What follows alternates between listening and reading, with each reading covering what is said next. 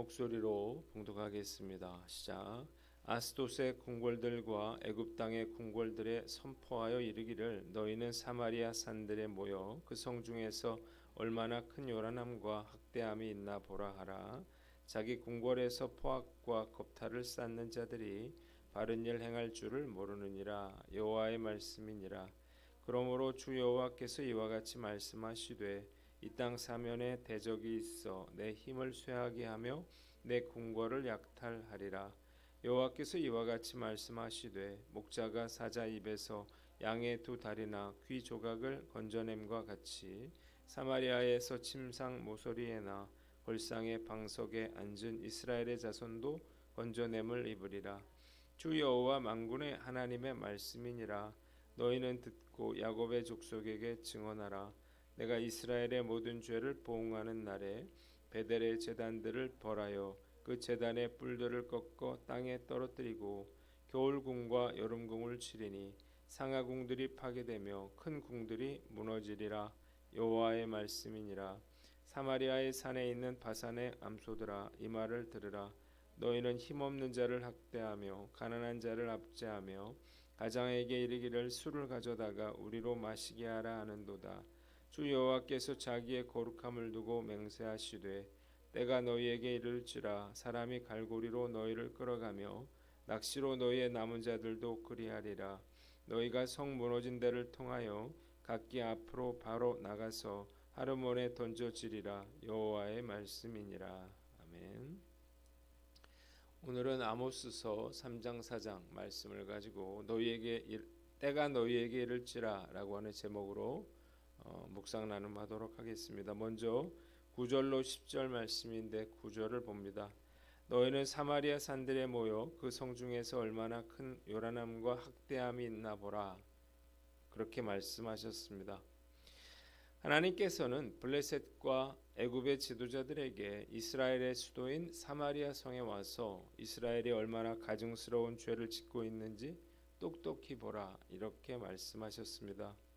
이스라엘에는 백성을 억울하게 하고 권력을 휘둘러 백성들을 수탈하여 재물을 쌓는 지도자들 뿐이었습니다. 이에 하나님은 적군이 나라를 포위하고 방어벽을 허물고 요새들을 약탈할 것이라 이렇게 선언하셨습니다. 하나님께서 북이스라엘을 심판하시면서 이방 국가를 증인으로 삼은 데는 다음과 같은 두 가지 이유가 있었어요. 첫째는 북이스라엘에 대한 하나님의 심판이 타락한 이방 족속들이 볼 때에도 정당했다 이렇게 말할 정도로 북이스라엘의 부패 정도가 심했다는 것을 부각하기 위해서고, 둘째로 하나님께서 택한 언약의 백성들도 공의의 심판에서는 예외가 될 수 없다라고 하는 사실을 보여주므로 이방 족속들에게도 경고를 주려 하셨기 때문입니다. 자, 본문이 우리에게 주는 교훈이 있는데 불순종하면 수치와 조롱거리가 된다는 사실을 알라는 것입니다. 자, 얼마나 하나님께서 기가 막히고 또 화가 나시면 블레셋과 애굽의 왕들에게 사마리아로 와서 이스라엘의 죄악이 얼마나 큰지를 직접 한번 와서 보라 이렇게 말씀하셨을까요? 이것은 선민 이스라엘이 블레셋이나 애굽인들이 보기에도 배은망덕하고 파렴치하고 극악무도했음을 보여주는 것입니다. 하나님은 죄악의 성 사마리아가 사면에 대적이 있어 그 힘이 쇠하여지고 궁궐이 약탈될 거라 이렇게 말씀하고 계십니다. 불순종하면 멸류관이고 또 하나님의 영광이던 나라가 열국의 구경거리요 심판의 대상으로 전락하게 된다는 사실을 우리는 알아야 하는 것입니다. 지난 3일 밤에 대통령이 계엄을 선포했다라고 하는 소식을 듣고 저는 이게 꿈인지 생신지 잘 처음에 분간이 가질 않더라고요.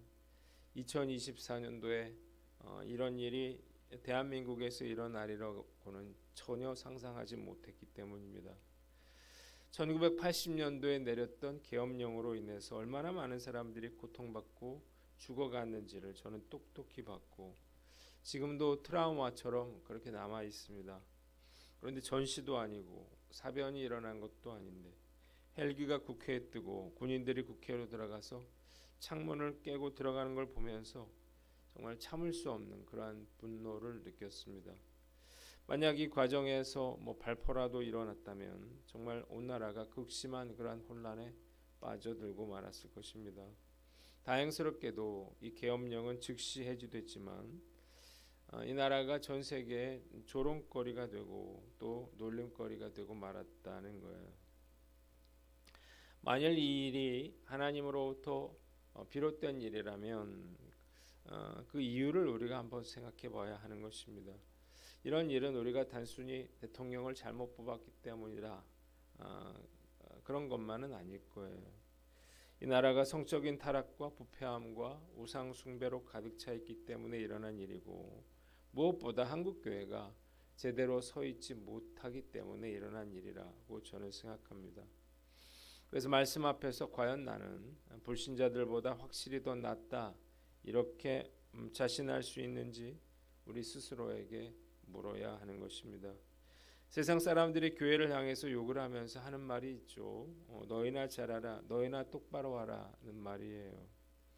기독교인들은 생각에서 앞서고 행동에서 앞서고 삶에서 앞서야만 합니다. 그렇지 않으면 불신자들에게 조롱을 받고 수치를 당하고 그리고 하나님의 심판의 칼끝이 대한민국을 향하게 될 것입니다. 이번 일을 회개의 기회로 삼고 정말 회개하고 돌이켜야겠다는 생각이 듭니다. 하나님께서 한국교회와 이 나라에 자비와 은혜를 베풀어 주시기를 간절히 기도합니다.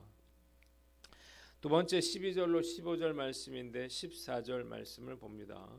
내가 베델의 제단들을 벌하여 그 제단의 뿔들을 꺾어 땅에 떨어뜨리고 이렇게 되어 있습니다. 목자가 사자에게 잡혀먹은 양의 두 다리나 귀 조각을 건져내는 것처럼 하나님은 아수르 군대의 공격을 받은 북이스라엘 백성들도 침대 모서리와 알라그자의 다리 조각만큼 적은 수만 살아남게 될 거라 이렇게 경고하셨습니다. 하나님은 심판의 날 베델의 제단의 뿔을 꺾어 땅에 떨어뜨리시고 사치와 향락의 장소인 겨울 별장과 여름 별장을 부수시겠다 이렇게 말씀하셨습니다. 자, 본문이 우리에게 주는 교훈이 있는데 형식적인 종교인이 되지 말아라는 것입니다. 열왕기상 2장에는 요압이 살기 위해서 제단 뿔을 붙잡았던 사건이 기록이 되어 있습니다. 솔로몬이 아도니아를 죽이고 제사장 아비아달을 파면시켰다는 소식을 듣고 두려움에 빠진 요압은 아도니아가 했던 것처럼 여호와의 장막으로 가서 제단 뿔을 잡았습니다. 열왕기상 2장 28절에 나와 있어요. 제단 뿔을 잡음으로 솔로몬이 자신을 처형하는데 상당한 부담감을 갖도록 하기 위함이었습니다. 요압은 솔로몬이 감히 신성한 성소에서 자기를 죽이지는 못할 것이라 이렇게 생각했거나 죽더라도 성소에서 죽음으로 솔로몬에게 성소 모독에 오명을 끼치고 죽으려고 했던 거예요. 그러나 이 소식을 들은 솔로몬은 분하야로 하여금 그냥 그를 쳐 죽이라 이렇게 명령합니다. 장막에서 나오라고 하는 분하야의 말을 거절하던 요압은 결국 장막 아래서 비참한 최후를 맞게 됩니다. 요압이 제단 뿔을 잡은 행동은 아무런 효과도 없었어요. 왜냐하면 그가 무고한 이스라엘의 두 사령관 아브넬과 아마샤를 죽였기 때문입니다. 하나님께서는 출애굽기 21장 14절에 사람이 그의 이웃을 고의로 죽였으면 너는 그를 내 제단에서라도 잡아내려 죽일지니라 그렇게 말씀하셨습니다. 그러니까 우리가 죄를 멈추지 않고 불순종하면 그 어떤 신앙적인 행위도 무의미해진다는 사실을 우리는 알게 되는 것입니다. 성도들 중에는 자신은 죄를 지어도 무조건 용서받는다 이렇게 생각하는 분들이 있습니다. 단지 그가 교회를 다니고 있기 때문인데요. 매우 큰 착각이 아닐 수 없습니다. 오늘 말씀 앞에서 과연 내가 붙잡고 있는 제단의 뿔은 뭔가 우리가 한번 생각해 봐야 되겠죠. 형식적이고 습관적인 종교 생활은 오히려 불신자들보다 더 큰 심판을 불러올 수 있다는 사실을 깨닫고 철저히 말씀에 순종하는 저와 여러분들 되시기를 주님의 이름으로 축원합니다. 마지막으로 1절로 3절 말씀인데 1절을 봅니다. 너희는 힘없는 자를 학대하며 가난한 자를 압제하며 술을 가져다가 우리로 마시게 하라 하는도다 그랬습니다. 부유한 사마리아 여인들은 남편의 지위와 권력을 이용하여 가난한 사람들을 억압하고 빈궁한 사람들을 짓밟아 부당한 이득을 취했습니다. 그리고 남편들에게 마실 술을 가져오라 이렇게 졸랐어요. 하나님은 이런 여인들을 바산의 암소라 이렇게 부르시면서 때가 되면 그들이 도살장으로 끌려가는 소처럼 한 사람씩 끌려나가 하루몬에 내 동댕이 쳐질 것이다 이렇게 말씀하셨습니다. 본문이 우리에게 주는 교훈이 있는데 힘없고 가난한 자들을 돌아보라는 것입니다. 여기서 바산의 암소는 가난한 자들을 수탈하고 약한 자들을 억압하고 사치와 방종을 일삼는 북이스라엘의 부유한 그러한 상류 계층을 의미하는 것입니다. 당시 이스라엘의 집권층은 팔레스타인 지방에서 생산되지도 않는 상아로 개인 저택을 장식하고 겨울 별장과 여름 별장을 계절을 따라 이렇게 오갔습니다. 자, 이렇게 높고 화려한 자리에서는 형편이 어려운 사람들의 심정을 헤아리기 어려울 것입니다. 또한 이웃의 고통을 외면하면서 나 혼자 누리는 모든 것은 불안한 풍요고 그리고 위험한 번영일 뿐이에요.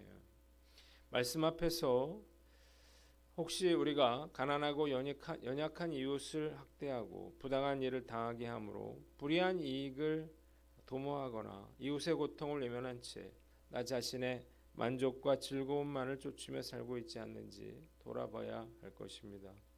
하나님은 늘 고아와 과부와 같이 어렵고 힘든 자들을 돌아보라고 이스라엘 백성들에게 특별히 부탁하셨습니다. 오늘 말씀 앞에서 과연 나는 어떤가 우리가 한번 돌아보고 나도 힘들다 이렇게 말할 것이 아니라 힘들어도 더 어려운 사람들을 품어줄 때 하나님께서 우리를 은혜와 축복 가운데 이끌어 주시리라 믿습니다. 주변의 어려운 분들을 우리가 돌아보고 우리가 그들과 함께 더불어 사는 저와 여러분들 되시기를 주님의 이름으로 축원합니다. 기도하겠습니다. 하나님 아버지, 우리가 불순종하면 조롱거리가 된다는 사실을 알고 형식적인 믿음을 버리고 힘없고 가난한 자들을 돌아보며 살게 하여 주시옵소서.